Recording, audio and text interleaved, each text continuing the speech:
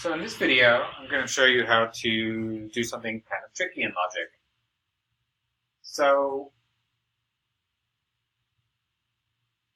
what we have here, right, is we have a logical statement. If A, then B or C or A, right? This is a tautology. And we know this because if A, then A is always going to be true no matter what. So that is a tautology if A, then A. Right, if A is the case, then A is going to be true. If A is not the case, then A is going to be false. Right, so if A, then A is true in both cases. And here we have just a more complicated version of that, right? So what we're going to do here is we're going to prove this tautology using an argument that doesn't actually have any premises, right? If you notice here, we have a conclusion but no premises. So how are we going to get a conclusion? So how are we going to prove the conclusion if we don't have any premises to start with? Well, remember that you can introduce a new premise with an assumption, right? And one of the things you can do when you introduce a premise is to create a conditional, and that's exactly what we're going to do, right? So let's start with the assumption, right? The line here to show this, our assumption. And we assume A, right? And we know we're going to assume A because we want a conditional where we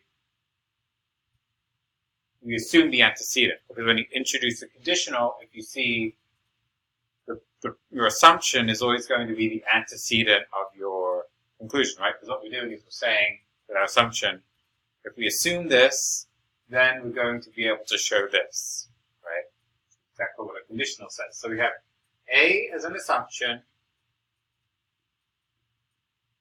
right?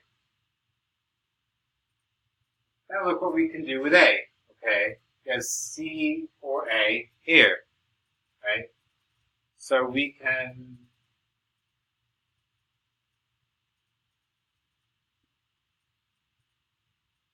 do the disjunction introduction, right? To introduce a new disjunction here, right? Now we have C or A, right? Now, the third line, okay, we can add a disjunction for B, right? So we end up with B or C or A, right?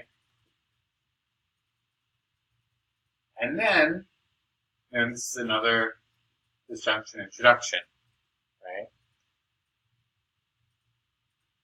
Well, now we can close out this assumption, right?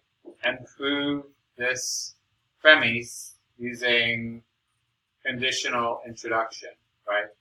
Because if we start with the antecedent A here, then we can show that we're going to get B or C or A, right?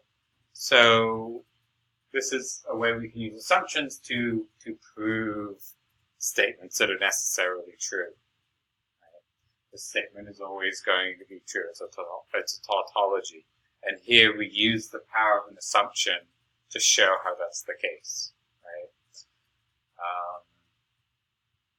Okay, I hope this particular video was helpful to you. I'm going to be making more soon, and I'll add them to the course shortly. Thanks.